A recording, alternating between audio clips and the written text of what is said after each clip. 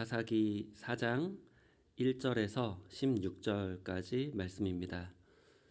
에훗이 죽으니 이스라엘 자손이 또 야외의 목전에 악을 행하매 야외께서 하솔에서 통치하는 가나안 왕 야빈의 손에 그들을 파셨으니 그의 군대 장관은 하로셋 학고임에 거주하는 시스라요. 야빈 왕은 철병거 900대가 있어 20년 동안 이스라엘 자손을 심히 학대했으므로 이스라엘 자손이 야외께 부르짖었더라. 그때 라피도세 아내 여선지자 드보라가 이스라엘의 사사가 되었는데 그는 에브라임 산지 라마와 베델 사이 드보라의 종려나무 아래에 거주하였고 이스라엘 자손은 그에게 나아가 재판을 받더라. 드보라가 사람을 보내어 아비노함의 아들 바락을 납달리 게데스에서 불러다가 그에게 이르되 이스라엘의 하나님 야훼께서 이같이 명령하지 아니하셨느냐. 너는 납달리 자손과 스불론 자손 10,000명을 거느리고 다볼산으로 가라. 내가 야빈의 군대 장관 시스라와 그의 병거들과 그의 무리를 기손강으로 이끌어 내게 이르게 하고 그를 내 손에 넘겨 주리라 하셨느니라.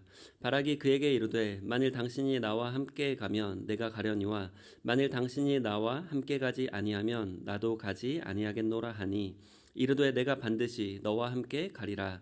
그러나 내가 이번에 가는 길에서는 영광을 얻지 못하리니 이는 야훼께서 시스라를 여인의 손에 파실 것임이니라 하고 드보라가 일어나 바락과 함께 게데스로 가니라. 바락이 스불론과 납달리를 게데스로 부르니 10,000명이 그를 따라 올라가고 드보라도 그와 함께 올라가니라. 모세의 장인 호밥의 자손 중 겐 사람 헤벨이 떠나 게데스에 가까운 사하나님 상수리나무 곁에 이르러 장막을 쳤더라. 아비노함의 아들 바락이 다볼산에 오른 것을 사람들이 시스라에게 알림해 시스라가 모든 병거 곧 철병거 900대와 자기와 함께 있는 모든 백성을 하루셋 학고임에서부터 기손강으로 모은지라.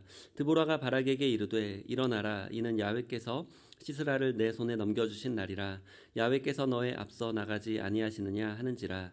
이에 바락이 10,000명을 거느리고 다볼산에서 내려가니 야훼께서 바락 앞에서 시스라와 그의 모든 병거와 그의 온 군대를 칼날로 혼란에 빠지게 하심에 시스라가 병거에서 내려 걸어서 도망한지라.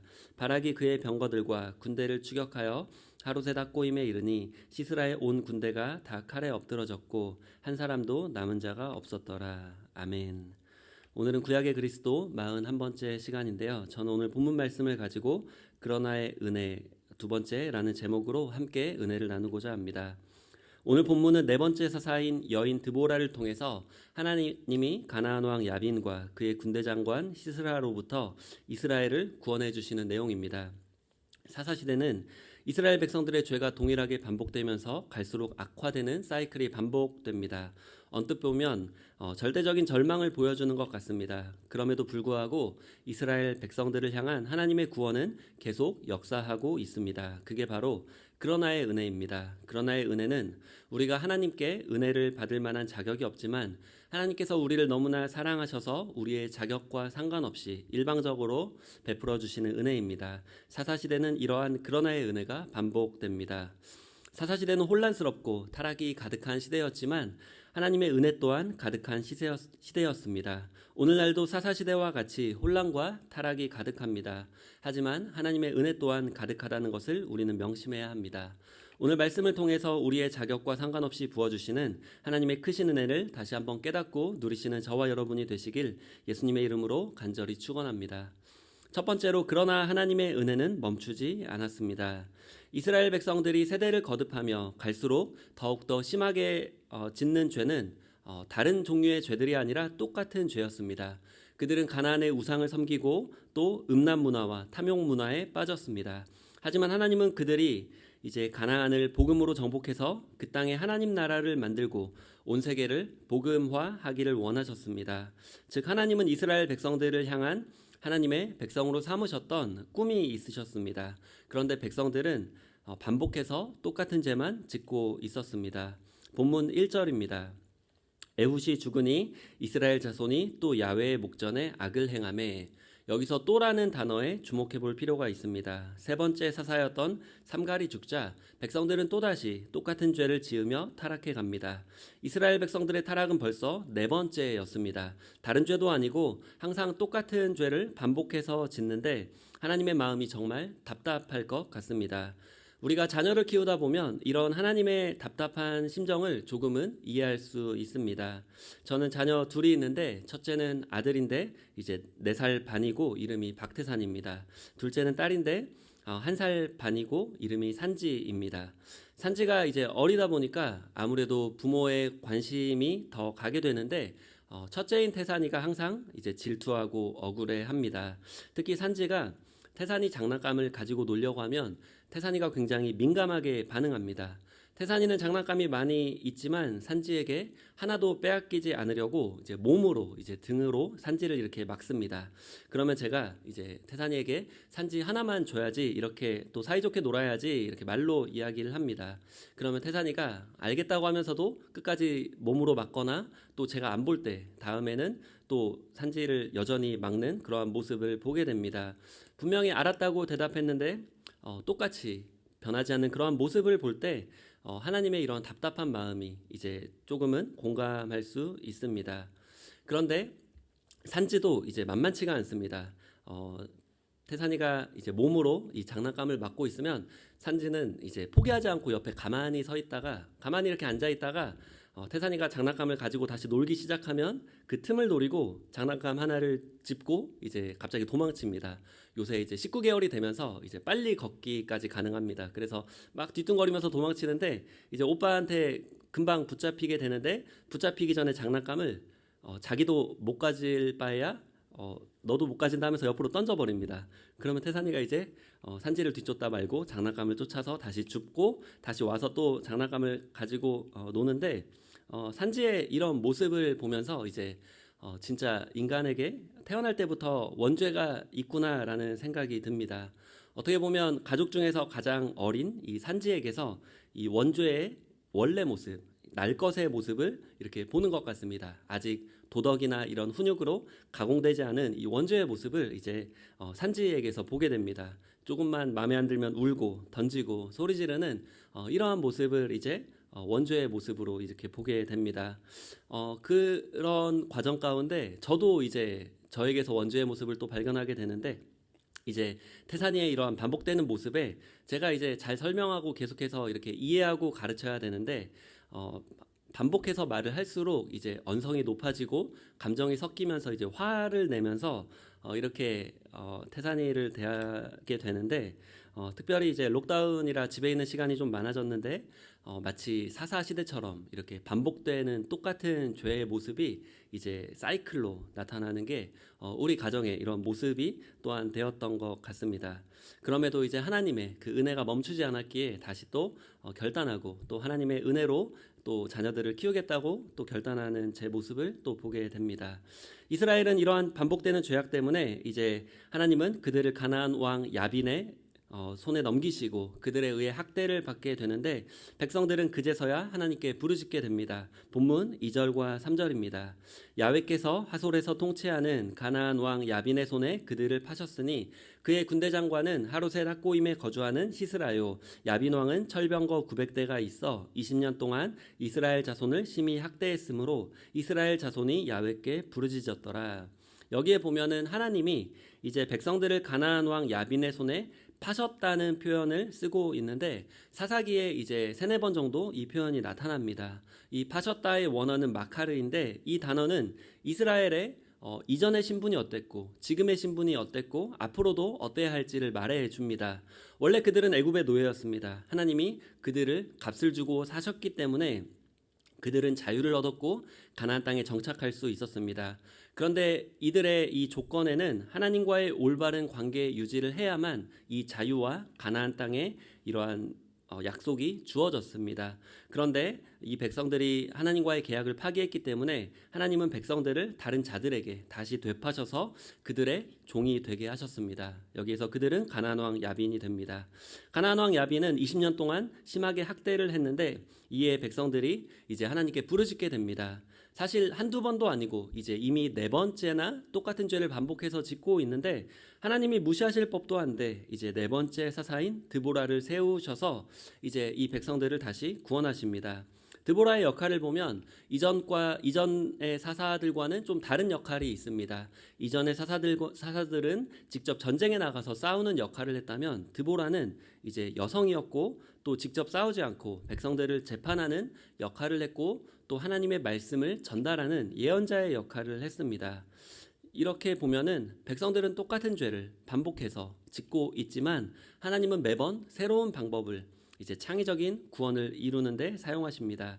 예수님의 구원도 이와 마찬가지십니다. 예수님이 오셨을 당시 백성들은 이미 많은 선지자들을 죽였습니다. 그들은 반복해서 하나님 앞에 죄를 짓고 있었지만 하나님은 또 하나님의 아들을 보내주셨고 그 백성들은 또 다른 반복으로 더욱더 악화되는 반복으로 하나님의 아들인 예수님마저도 십자가에 못 박아 죽였습니다. 예수님을 따르던 모든 사람들이 이제 다 끝났다고 절망하고 포기했습니다. 하지만 하나님은 그런 백성들의 똑같은 죄에 대해서 하나님은 창의적인 방법으로 그 십자가의 방법을 통해서 그러나의 은혜를 베푸셨고 백성들을 향한 창의적인 구원을 이루어 주셨습니다. 우리의 신앙생활을 돌아보면 우리는 항상 같은 것에 넘어졌었고 지금도 넘어지고 있고 앞으로도 또 넘어질 수도 있습니다. 하지만 하나님의 은혜는 매번 달랐고 새로웠다는 것을 우리가 생각해 볼 수 있을 것입니다. 그 은혜가 우리에게 새롭게 와닿을 때 우리의 마음도 새로워지고 또 우리가 새로운 피조물이 되어서 또 하나님 앞에 새롭게 결단하며 거룩하게 살아가게 될 줄 믿습니다.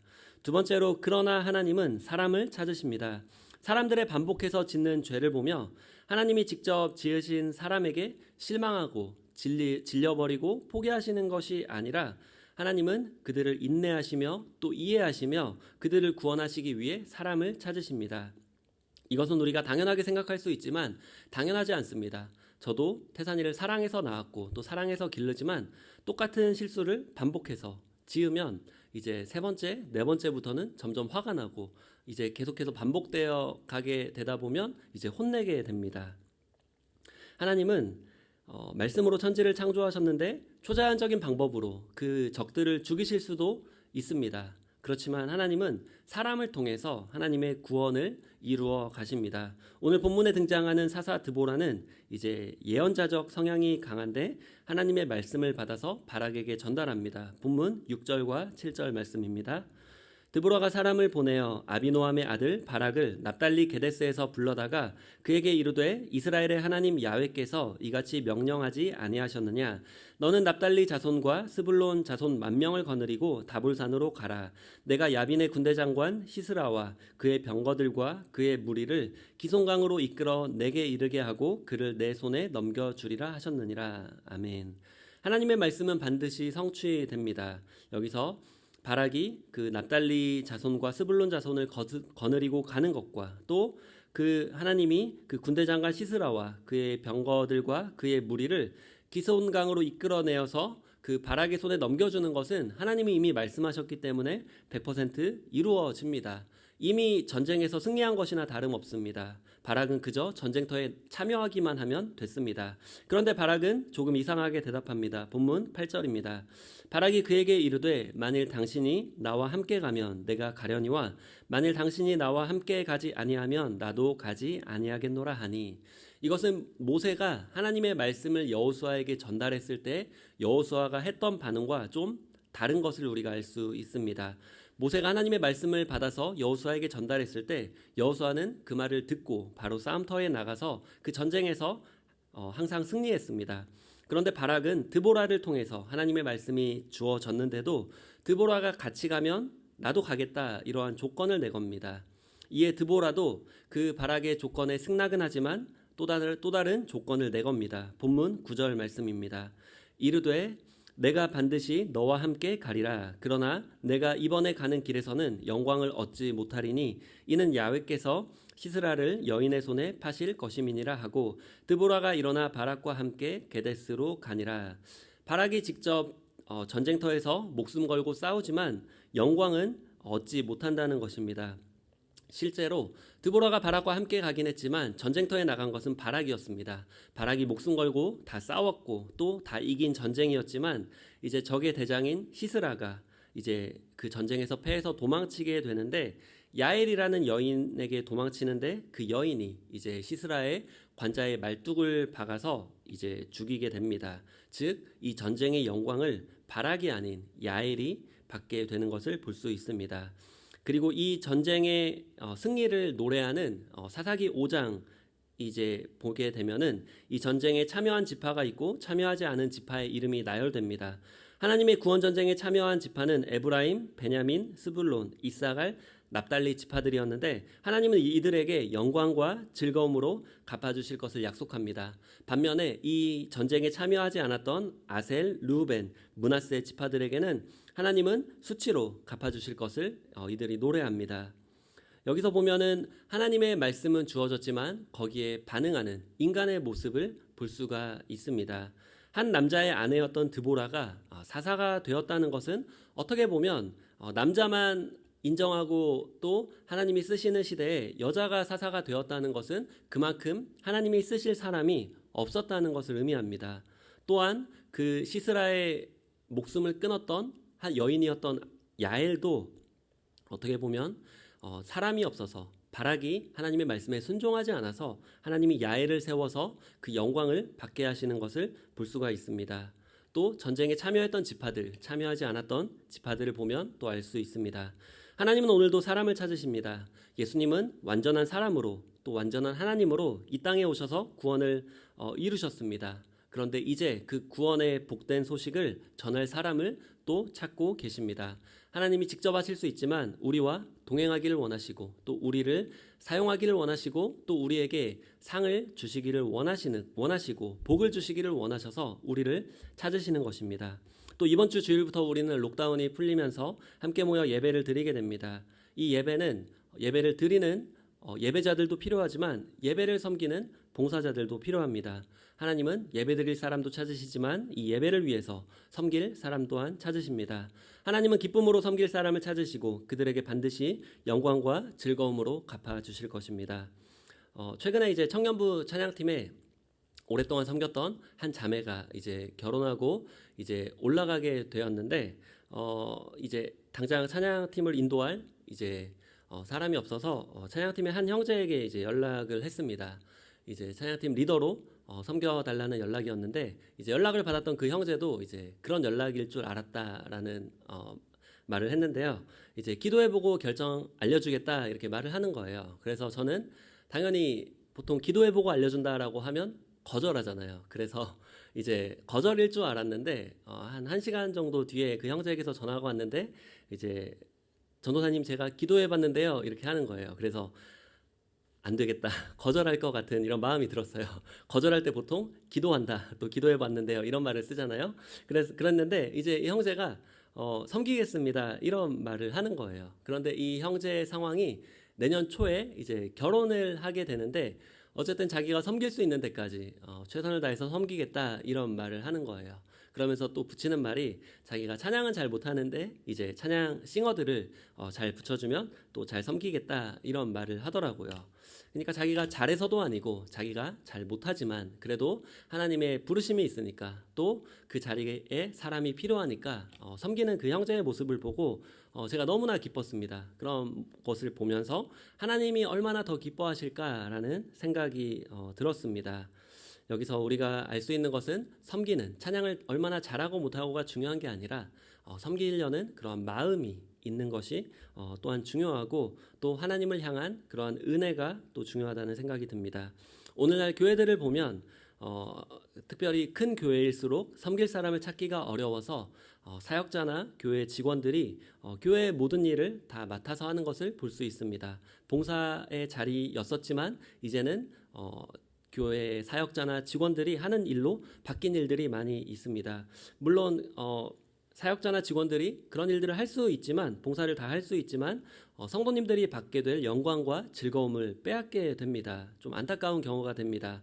하나님이 사람을 찾으시는 이유가 하나님이 능력이 없으셔서도 아니고 사람을 부려먹으려고도 아니라 오히려 하나님과 함께하는 그 즐거움을 누리게 하게 하는 것이고 또 이 땅에서와 또 천국에서 많은 복을 주시기 위해서입니다.